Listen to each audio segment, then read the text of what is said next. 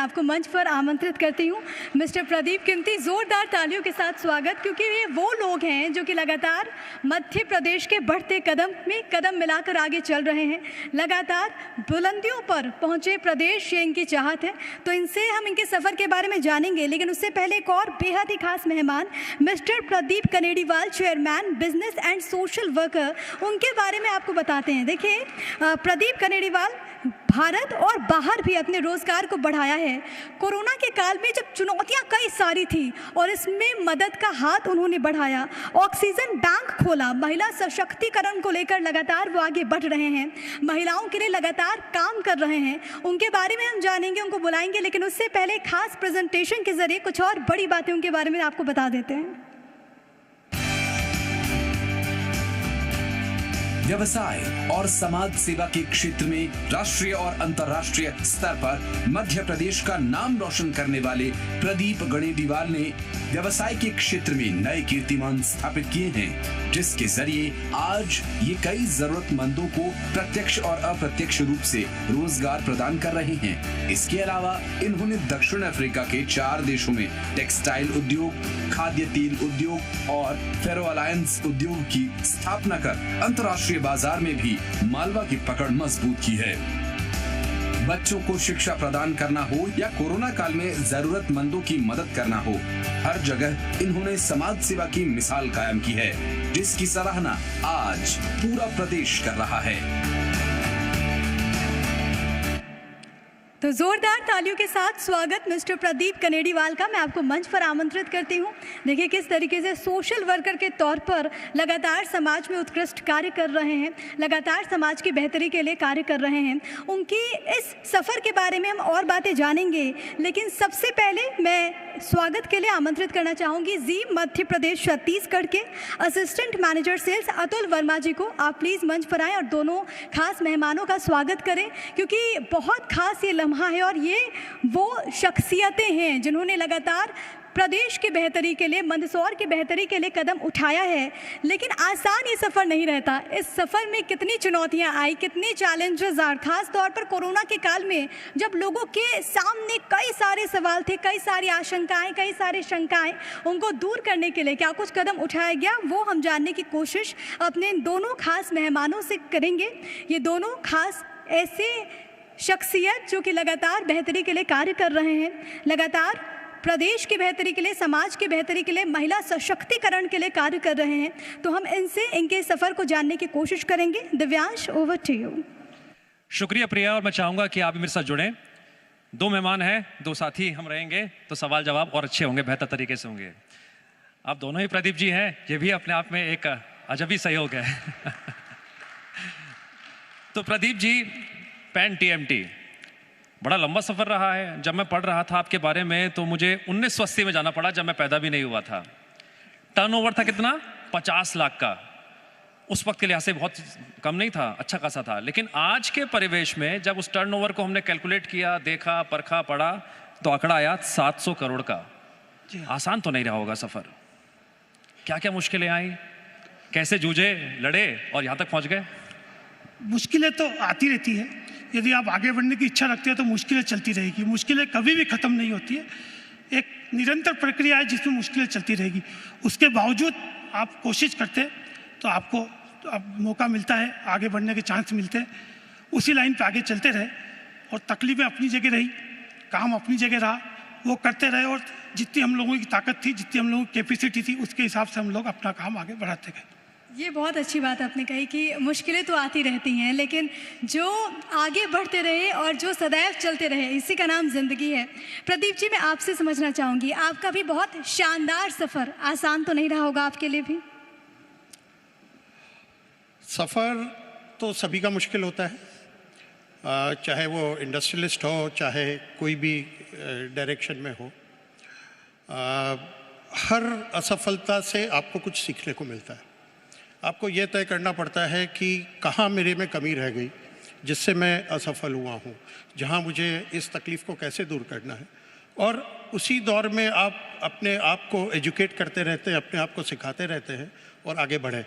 तो असफलताएं, मेरा ये मानना है कि सबसे ज़्यादा आदमी को सिखाती है। उसी दौर में आगे चलते रहे मैंने अपना कैरियर मंदसौर से ही शुरू किया। मंदसौर में मेरा जन्म हुआ और 2002 से मुझे अफ्रीका जाने का मौका मिला। वहाँ पर जिम्बाब्वे से अपना दौर चालू किया। जिम्बाब्वे से फिर ज़ाम्बिया, ज़ाम्बिया से मलावी, मलावी से रवांडा, आज सदर्न अफ्रीका के 5 देशों में कारखाने हैं। तो इस तरह के सफ़र चलता रहा। पता है, आप दोनों को देखकर मुझे एक बात याद आ रही है। मुसीबतों को हराना जिसने सीख लिया वो तो मुस्कुराएगा ही, और यकीनन ज़िंदगी में लड़ना कैसे है एक योद्धा की तरह, एक विजेता की तरह, वो आप दोनों को देखकर मुझे समझ में आया। बहरहाल मेरा सवाल अब प्रदीप जी आपसे है। पेन टीएमटी चर्चा बहुत होती है, कई आपके कस्टमर्स भी हैं, कंज्यूमर्स भी हैं। इसकी विशेषताएं क्या क्या हैं? अगर एक ब्रांड के तौर पर, एक बेसिक लेवल पर, एक लेमैन के तौर पर मैं समझना चाहूँ, मध्य प्रदेश की जनता सुन रही है, समझ रही है, उनको आप कैसे समझाएंगे? देखिए, जो शरीर की मेन होना चाहिए, एक तो वो क्वालिटी उसकी केमिकली एकदम परफेक्ट होना चाहिए, देन फिजिकली उसकी एकदम प्रॉपर होना चाहिए। हम लोगों ने जब चालू किया तो हम लोगों ने जनरली 415 करके सरिया बनता था, FE 415।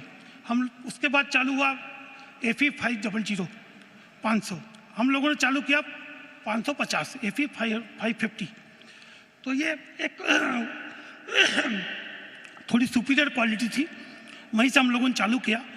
हमको अभी सरिया चालू किए करीब 11 महीने हुए। तो 11 महीने के अंदर हम लोगों ने ऐसा सर मुझे लग रहा है कि शायद आप पुरानी यादों को याद कर थोड़े इमोशनल हो गए हैं। एक सफ़र जो आपने शायद अपनी आंखों के सामने महसूस किया 1980 से लेकर अब तक, आप इमोशनल हो गए क्या? जी, आप थोड़े इमोशनल हो गए, मुझे ऐसा लगा। नहीं नहीं नहीं नहीं, अच्छा, बिल्कुल भी नहीं। तो जो 11 महीने में हम लोगों ने जो चालू किया, और 11 महीने में हम लोग अपनी कैपेसिटी पूरी अचीव कर ली हम लोगों ने। या मार्केट में हम लोगों की एक डिमांड बनने लग गई।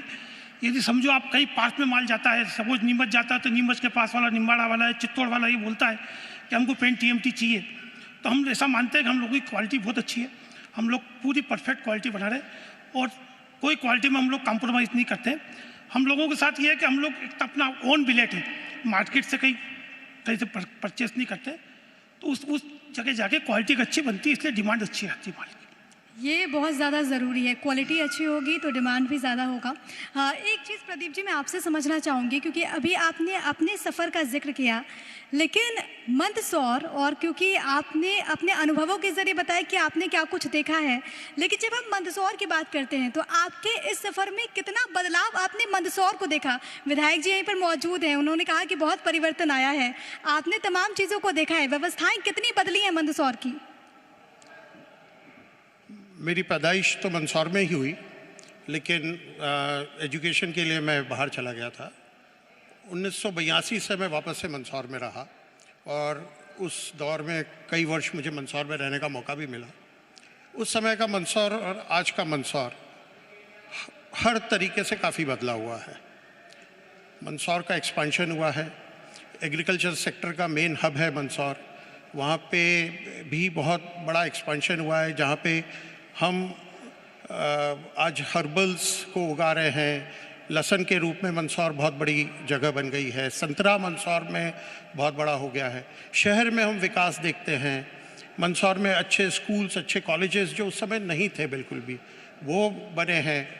हम बच्चों में एक बदलाव देखते हैं, तो हर डायरेक्शन में एक बदलाव मंदसौर नज़र आता है। पुराने दोस्तों से आप बात करते हैं, उनसे सुझाव लेते हैं कि भाई क्या जो मौजूदा बदलाव है उसमें हम क्या क्या और ला सकते हैं, नई प्रक्रिया के तहत क्या क्या कुछ कर सकते हैं, बात करते हैं आप लोगों से? और मैं कह रहा था कि क्या आप अपने पुराने दोस्तों से बात करते हैं, उन लोगों से बात करते हैं जो ज़मीन पे जुड़े हुए हैं, चाहे खेती से जुड़े हुए हों, छोटा मोटा व्यवसाय कर रहे हों, समझने की कोशिश करते हैं क्या तकलीफ़ें हैं यहाँ की, क्या दिक्कतें हैं?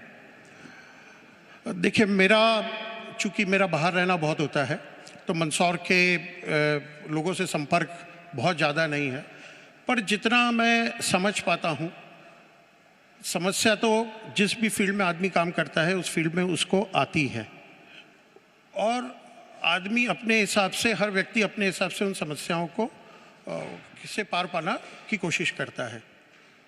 मंदसौर में जो एक ज़माना था जब हमारे यहाँ बिजली नहीं होती थी, मैं उस समय मंदसौर में उद्योग चलाता था, 8-8 घंटे 10-10 घंटे बिजली नहीं होती थी, और हमारे उद्योग 6 यूनिट्स हो गए थे। प्रदीप कीमती जी भी बैठे हुए हैं, उस समय भी आप स्टील का उद्योग चलाते थे। सिक यूनिट्स हो गए थे क्योंकि बिजली मिलती ही नहीं थी। आज 24 घंटे बिजली मिल रही है, ये एक बहुत बड़ी उपलब्धि है। आज इंफ्रास्ट्रक्चर के मामले में हम इंदौर से मंदसौर आने में 7-7 घंटे लगते थे हमको, आज हम मंदसौर से इंदौर 3-3.5 घंटे में पहुंच जाते हैं। पहले इंदौर से मंदसौर जाना होता, सोचना पड़ता था कि जाए कि ना जाए। तो आज बिल्कुल सर यही पॉजिटिविटी है जो इस मन से जनता के बीच पहुंचती है और प्रेरणा देती है। हमें अच्छा करना है, कुछ बड़ा करना है। प्रिया। बिल्कुल प्रदीप जी, मेरा सवाल आपसे यहाँ पर ये होगा, 1980 से आपका ये सफ़र शुरू हुआ और मध्य प्रदेश, राजस्थान, गुजरात, वहाँ पर आपने काम किया। अब अपने व्यवसाय को लेकर आपका विज़न क्या है? देखिए, जहाँ तक सवाल हम लोगों का, हम 3 स्टेट में अभी काम कर रहे हैं और ये जो हम लोगों का काम है ये बहुत दूर तक नहीं जा सकता है और इतनी हम लोगों की कैपेसिटी, फिलहाल जितनी कैपेसिटी है वो हम लोग आसपास के डिस्ट्रिक्ट में पूरी कर लेते हैं। पर हम लोगों की जैसे जैसे डिमांड बढ़ेगी या जैसे जैसे हम लोग इस काम को और अच्छे से सेट कर पाएंगे और ये जो 8 लेन जो मंदसौर से होकर निकल रही है, इससे हम लोग NCR, हरियाणा और महाराष्ट्र तक अपना बिजनेस को और बढ़ा पाएंगे। जब जब हम लोग एक्सपांशन करते जाएंगे हम लोगों का काम चलता चला जाएगा। तो ये जो 8 लेन निकल रही है हम लोगों के पास से, ये हम लोगों के लिए बहुत मतलब अच्छा साबित होगी, हम लोगों के बिजनेस के लिए बहुत पॉजिटिविटी साबित होगी इसके लिए। सर अब मेरा सवाल 3 लोगों से जुड़ा हुआ है, मरीजों से जुड़ा हुआ है, महिलाओं से जुड़ा हुआ है और साथ ही साथ गरीबों से जुड़ा हुआ है। महिलाओं की जब बात करते हैं तो विधवाओं और ई-रिक्शा बांटने को लेकर आप जो कदम उठा जा रहे हैं, मैं चाहूँगा उस पर आप रोशनी डालें।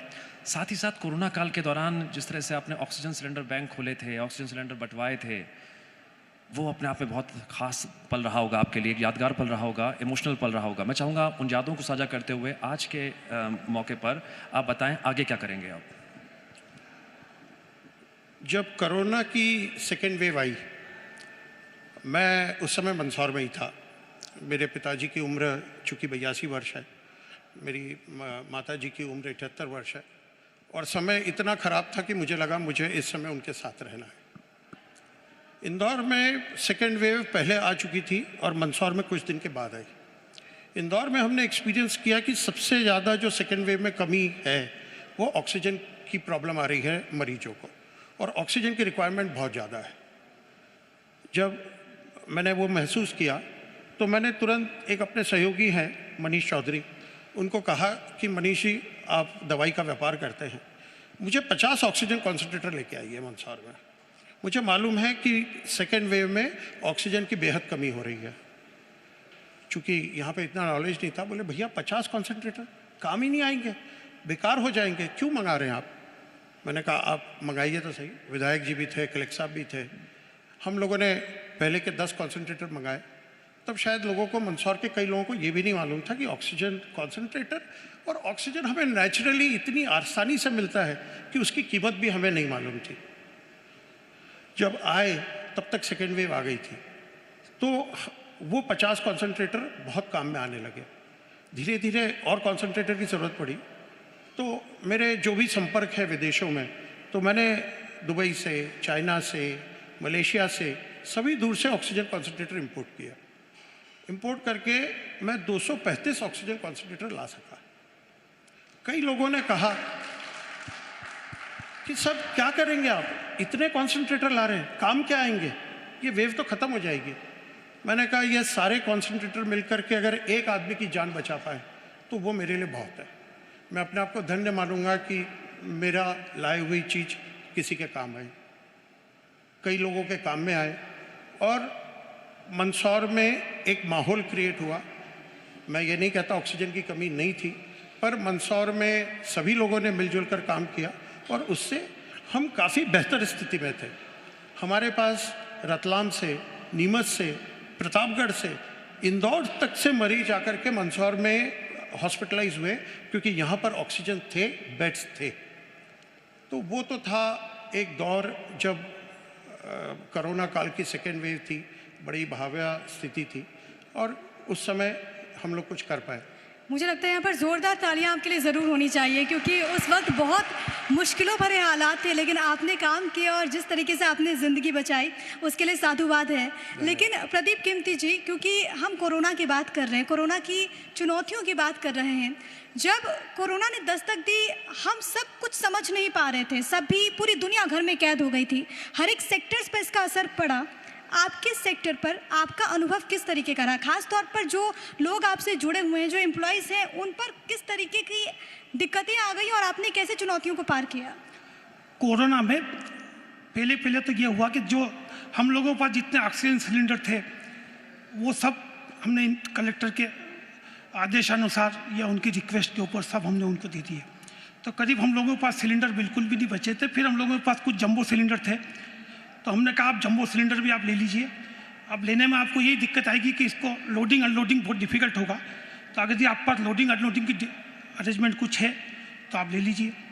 जो पहला कोरोना जो फर्स्ट आया था फेस 2020 मार्च, तो 22 मार्च को कोरोना मतलब कर्फ्यू लगा दिया था, कोरोना कर्फ्यू या कोरोना लॉकडाउन लगा दिया था। तो 22 तारीख को थे हम लोगों के यहाँ लेबर, क्योंकि हमारे फैक्ट्री के अंदर प्रीमाइसेस के अंदर 200 से कुछ ऊपर लेबर अंदर रहती है, तो हम लोगों ने उन लोगों के लिए खाने की, राशन की सब अंदर व्यवस्था करी। और उसके बाद हम लोगों ने उनको कहा आप यहाँ से मत जाओ, कोई भी घर जाओगे तो भी उतनी रिस्क है जितनी रिस्क यहाँ पे। आप अपने घर भी, लोग बड़े परेशान थे, बोलते जाएंगे घर जाएंगे, मरेंगे तो घर जाके मरेंगे। बोले मरने जीने की बात मत करो, यहीं रहो, कोई मतलब नहीं। तो अल्टीमेटली हम उनको रिटेन करने में या उनको रोकने में हम लोग सफल रहे। उसके बाद हम लोगों ने उनके राशन की व्यवस्था, उनके खाने की व्यवस्था रेगुलर प्रीमाइसेस के अंदर करी। और जब 23 तारीख को 23 अप्रैल को ये हुआ कि आप फैक्ट्री चालू कर सकते हैं परमिशन लेके, तो हमने 23 तारीख को परमिशन ली और 24 तारीख को हम लोगों ने अपना प्लांट चालू किया। और क्योंकि लेबर सब हमारी फैक्ट्री के अंदर थी, सब अवेलेबिलिटी थी, तो 24 तारीख को हम लोगों का प्लांट चालू हो गया। तो एक बहुत बड़ी दिक्कत से जिन लोगों को प्लांट 1 महीने 2 महीने बाद में लेबर की कमी कारण चालू नहीं हो पाए, वो हमने कमी पूरी करी या हम लोग चालू कर पाए प्लांट को। और लेबर को भी सबको पूरा पेमेंट दिया, किसी को कोई दिक्कत नहीं आई, सबको पैसा दिया, सबके खाने की व्यवस्था करी। तो एक तरह से ये रहा कि लेबर बराबर काम करती रही, हम लोगों को भी अपना काम टाइम से चालू करने में मदद मिली इस काम से। प्रदीप जी, सर मेरा सवाल अब आज के युवाओं से जुड़ा हुआ है। बड़े बुजुर्ग कहते हैं कि सफलता की कुंजी 2 चीज़ों में छिपी है, संयम और हिम्मत। क्या आज का युवा वर्ग इन 2 बातों को समझ पा रहा है? कई बार वो हताश हो जाता है, परेशान हो जाता है। तो प्रदीप जी को क्या लगता है, अपने ज़िंदगी के अनुभवों को साझा करते हुए बताइए आज के युवा वर्ग को वो क्या समझाइश देना चाहते हैं, किस मार्ग पर, किन खूबियों के साथ वो आगे बढ़ें और सफलता हासिल करें? मेरा ये मानना है कि हमारा जो एजुकेशन सिस्टम है, सबसे पहले तो उसमें एक बहुत बड़े परिवर्तन की ज़रूरत है।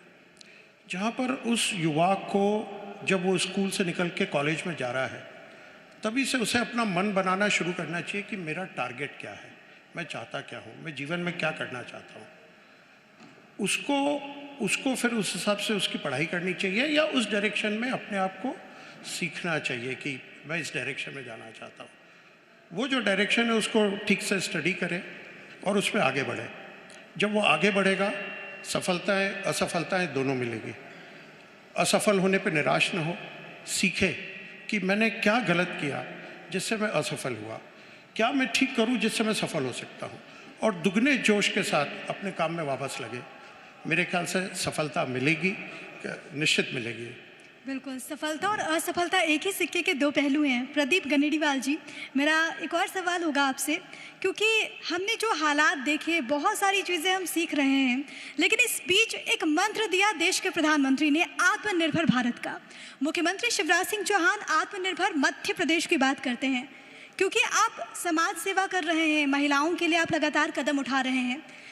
जब किसी भी राज्य का, किसी भी देश का विकास तब होगा जब आधी आबादी का विकास होगा। एक महिला के तौर पर मेरा ये सवाल आपसे कि महिलाओं को स्वावलंबी बनाने के लिए, आत्मनिर्भर बनाने के लिए आपकी क्या योजना? अभी सबसे पहले तो जो कोरोना काल आया उसमें कई महिलाएं विधवा हुई। इसके अलावा भी कई महिलाएं जिनके पतियों ने उनको छोड़ दिया गाँव में छोटी जगहों पे ये समस्या ज़्यादा है, शहरों में पढ़ी लिखी महिलाएं होती है, समस्याएं थोड़ी सी कम होती है। उन लोगों के घर पे पूरा घर चलाने की जवाबदारी उन महिलाओं की आ गई।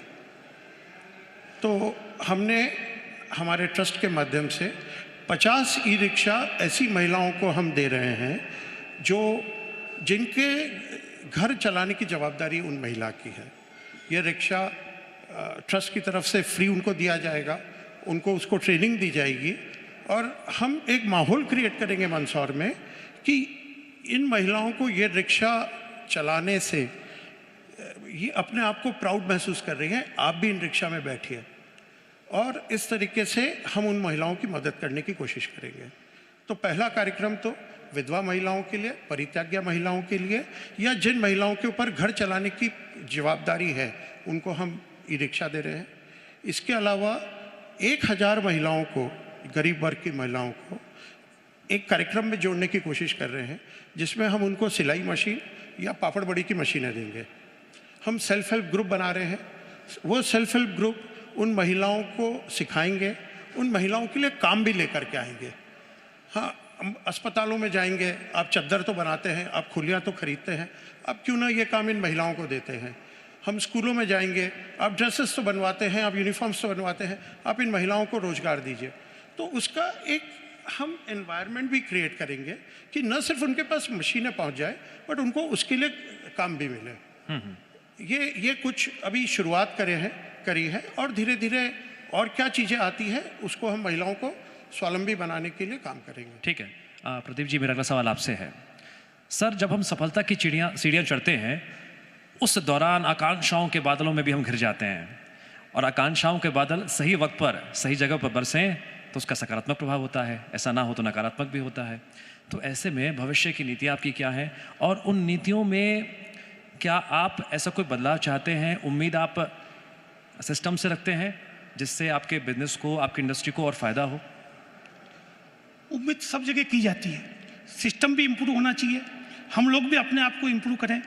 हम लोग ये सोचें कि जो लोग हम लोगों के साथ काम कर रहे हैं उन लोगों के साथ हम लोगों का व्यवहार या तरीका या हम लोग उनको अपने साथ लेके चलें तो ये इम्प्रूव किसी काम को ठीक तरीके से कर पाते हैं।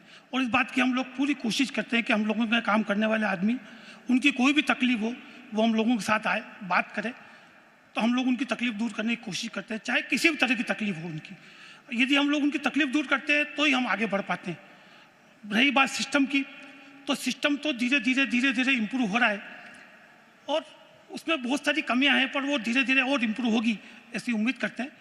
उसके साथ साथ बाकी काम भी उसी लाइन पे आगे बढ़ते चले जाएंगे। हाँ कीर्ति साहब, क्योंकि आपने उम्मीदों का जिक्र किया, मध्य प्रदेश में मार्च में बजट भी पेश होने वाला है, क्या उम्मीद है आपकी बजट की? बजट में क्या, ज़्यादातर तो सब चीज़ जीएसटी पे चली गई, तो बजट में इंडस्ट्री के लिए कोई लोकल में कोई चीज़ आएगी ऐसा कुछ भी दिखता नहीं है, कुछ भी नहीं है। पूरा सिस्टम जीएसटी पे चला गया। अच्छा, एक बड़ी अच्छी बात है, कोई भी व्यवसायी हो जब बजट की बात होती है तो मुस्कुराहट चेहरे पे जरूर आ जाती है।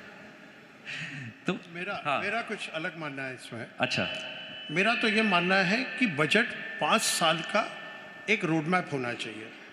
अब हर साल बजट का इंतजार करके ये कोशिश कर रहे हैं कि इस बजट में क्या आएगा, इसकी जगह आपको मालूम अगर हो कि अगले 5 साल के बजटों में क्या क्या आने वाला है और आप अपने बिजनेसेस को, आप अपने व्यवसाय को उस हिसाब से आगे बढ़ाएं, वो एक ज़्यादा अच्छी पहल होगी। जैसा कि प्रदीप जी ने कहा, बजट में नया कुछ भी नहीं आता है, सब कुछ जीएसटी पे डिपेंड करता है।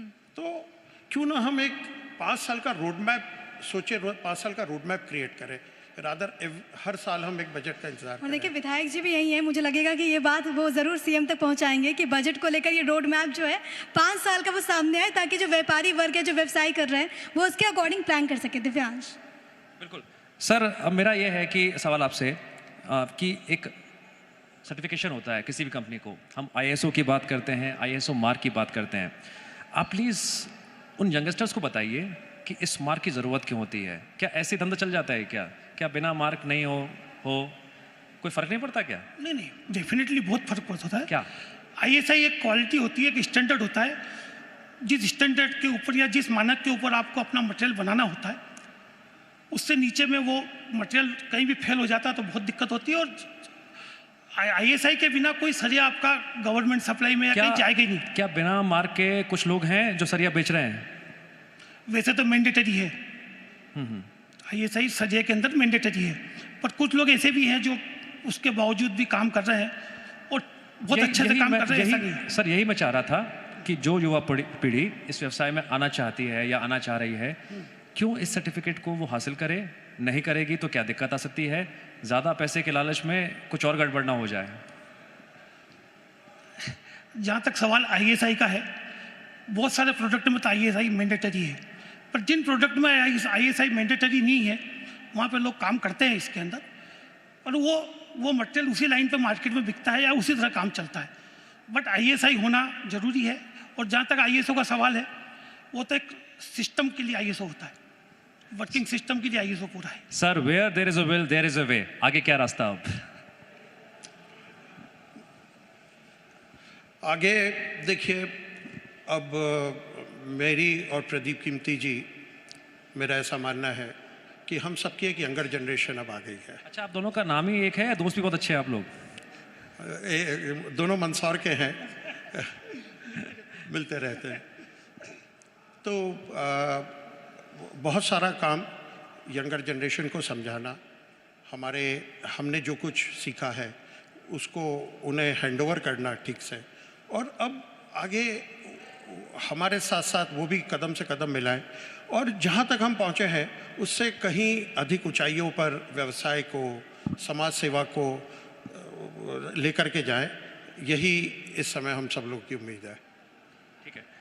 प्रदीप जी, जो आपके एम्प्लॉयज़ हैं, कभी ऐसा होता है आके शिकायत करते हैं, सर ये दिक्कत है, ये समस्या है? हाँ, डेफिनेटली करते हैं, बिल्कुल करते हैं। कभी क्योंकि ना झिझक होती है कि भाई बॉस को जाके बोले नहीं, कुछ नुकसान ना हो जाए। ऐसा बिल्कुल भी नहीं, हम लोगों का डायरेक्ट रिलेशन है सबसे। सब लोग आते हैं, मतलब 20% लोगों या 25% लोगों को मैं नाम से जानता हूँ कि उनके क्या नाम है। उनकी कोई भी तकलीफ होती है तो बराबर वो आते हैं और जितना हम लोगों से बनता है हम दूर करने की कोशिश करते हैं, पूरी कोशिश करते हैं। क्योंकि प्रदीप जी, इस कोरोना काल में हमने देखा कि जो एम्प्लॉयज़ वो तनाव में रहे हैं, घर का तनाव, ऑफिस का तनाव, तो उसमें एक कंपनी की तरफ से सहयोग की अपेक्षा सबसे ज़्यादा रही कोरोना काल में। तो आप कितने खरे उतर पाए? आपके जो और एम्प्लॉयज़ हैं वो कितने खरे उतर पाए? नहीं, हम लोगों काम भी उतर रहा, हम लोगों ने काम चलाते रहे, अच्छे से काम किया, लोग बड़े खुश रहे। और आज भी लोग उस बात को याद करते हैं कि कोरोना में हम लोगों के, ना हम लोगों को तकलीफ आई, ना उन लोगों को तकलीफ आई। प्रदीप जी, अगला सवाल मेरा आपसे है। सवाल ज़रा संवेदनशील भी है, पारिवारिक भी है। कभी आप परेशान होते हैं? क्योंकि इतना आपने विदेशों में आप गए हैं, यहाँ गए हैं, वहाँ गए हैं, कभी परेशान होते हैं? और तनाव में होते तो क्या करते हैं? तो जब भी कोई तनाव होता है तो मैं ये कोशिश करता हूँ ये रास्ता निकालें कि इस तनाव से मुक्ति कैसे पाए। तनाव को अगर आप लेकर के चलेंगे तो आप गलत राह पकड़ लेंगे। तो कोशिश करता हूँ कि तनाव में न रहूँ, हर परिस्थिति का सामना करा जाए और उसको किस तरीके से, सही तरीके से उस परिस्थिति को निपटा जाए, इसकी प्लानिंग की जाए, न कि उस चीज़ को तनाव में लेकर के और आप एक डिप्रेस रूप में बैठ जाएं। तो मेरी अपनी कोशिश ये रहती है।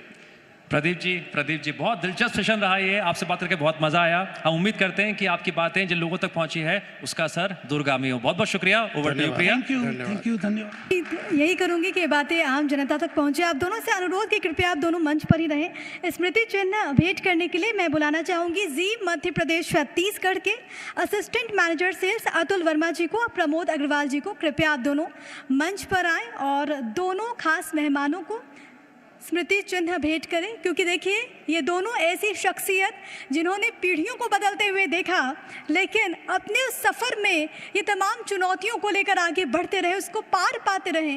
इनका जीवन एक संदेश है, खास तौर पर जो युवा हैं उनके लिए, क्योंकि सफलता हो या फिर असफलता, एक सिक्के के ही ये दोनों पहलू हैं। सफलता के बिना असफलता अधूरा है, और सफलता के साथ आप जब आगे बढ़ते हैं तो उसमें असफलताएं भी आएंगी, और जब आप असफल होंगे तो सफलताएं भी ज़रूर आएंगी, अगर आप उसी लगन के साथ आगे बढ़ते हैं तो। आप दोनों का एक बार फिर से बहुत धन्यवाद। खबरों में बने रहने के लिए आप हमारे फेसबुक, ट्विटर और इंस्टाग्राम पेज को फॉलो कर सकते हैं। लेटेस्ट अपडेट के लिए आप हमारे यूट्यूब पेज को सब्सक्राइब भी कर सकते हैं। और हाँ, बेल आइकन पर क्लिक करना ना भूलें।